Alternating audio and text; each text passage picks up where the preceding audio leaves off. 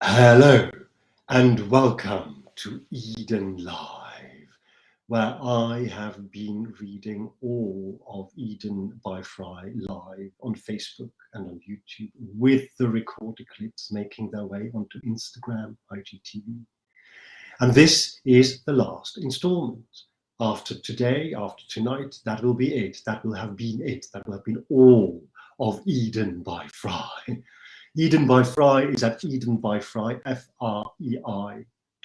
Everything you could wish to know about it, why it exists, what it's supposed to be, as much as anyone can really know, understand, or let alone explain it, is there.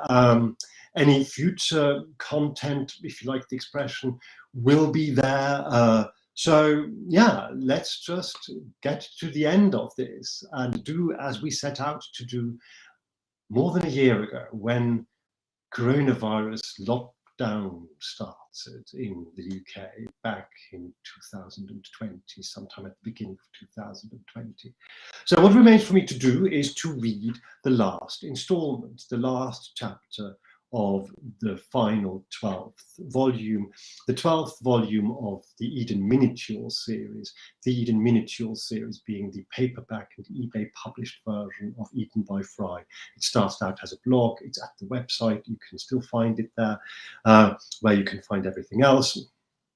The last volume, the final volume, is called Euphoria, and the last chapter in Euphoria is called Euphoria.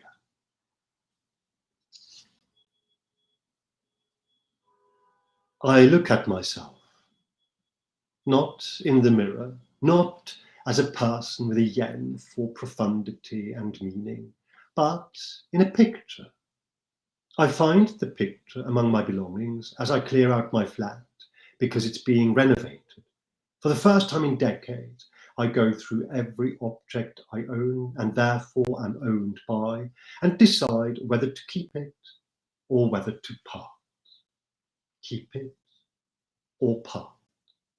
Keep or part. Divest, my mind mostly suggests, and my heart, in most cases, though not quite all, affirms, yes, divest. I am unambitious but consistent in the pursuit of my task, as I progress through each item one by one. I look at every photograph, and every photograph looks at me. I don't notice me at first, not in an "oh, here I am, look at me" kind of way. I just know I'm there, in the picture, as anyone ever photographed by necessity is. In this particular stack, I am part of a collection of early black and white 10 by 8s that I must have had done when I first decided to be an actor. This dates them in the mid to late 1980s, and me at about 22, 23. I don't notice me, not this time round. I'm simply there. The second time round, I notice myself. I have been away for 7 weeks, nearly 8, and I've come back into my flat, which is all new and fresh and still so familiar and more home now than ever. And as I unpack the boxes, I once again go through almost everything I own, and I am therefore owned by. Only this time, I do so not one by one, but in batches, just to make sure. And this time round, I jump out at myself. I am beautiful. I wish I'd known that.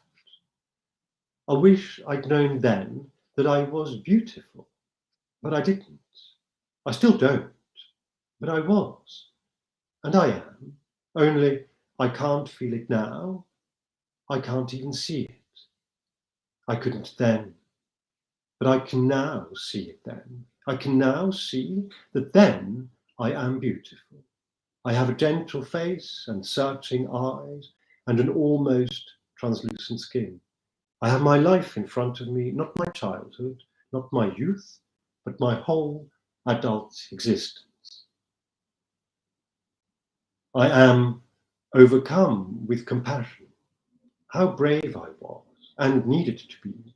How unencumbered I was. How I looked forward, unafraid. How strong.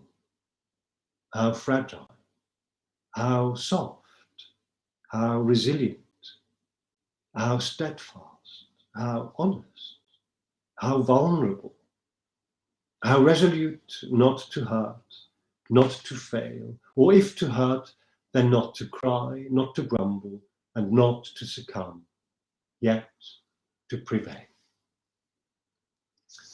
I sense the time has come. I trust it now, much more the sense.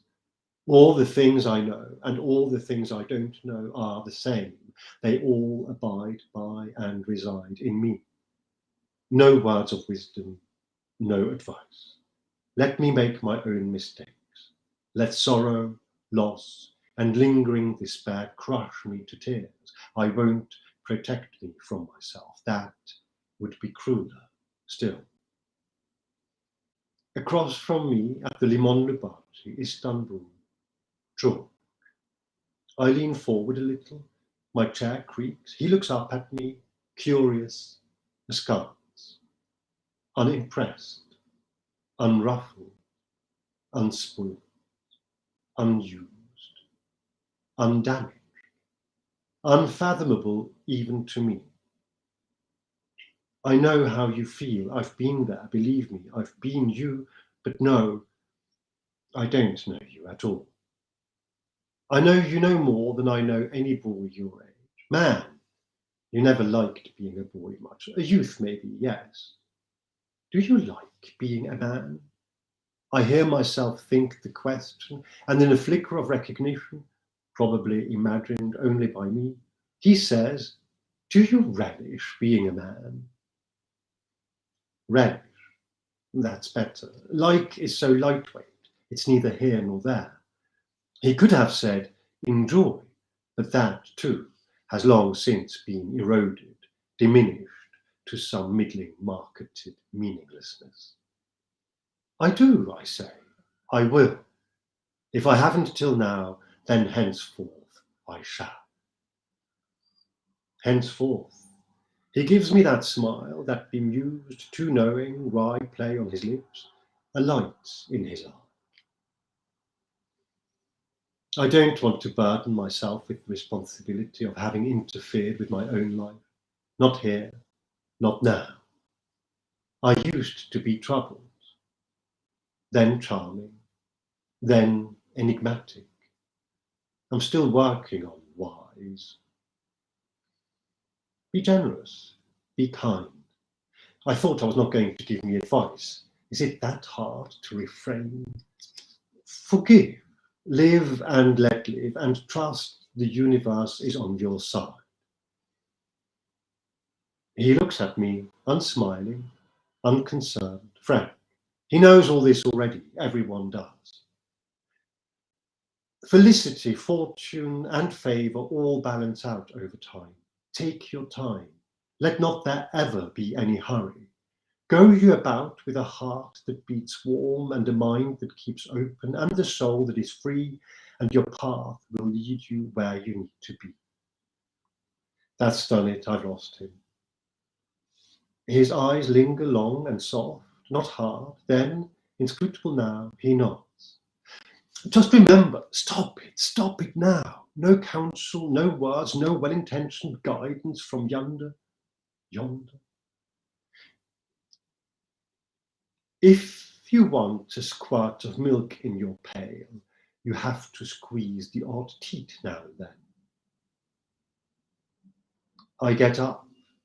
The temptation to ruffle his hair proves almost too much, but I know I used to hate this, and so I desist.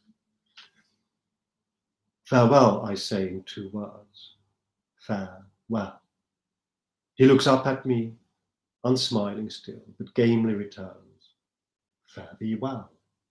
And then I remember, and I turn around to him before I leave, and I stand at the bottom of the steps that lead up through the house from the garden onto the street, and the garden is busy again now and buzzing, and I see myself sitting there alone, but not lonely, quiet, composed, a little aloof, just the way I was in that photograph, just the way I now feel, and I spread my arms to this garden of Eden afore me, and I demand, at the top of my voice, of it all, be magnificent.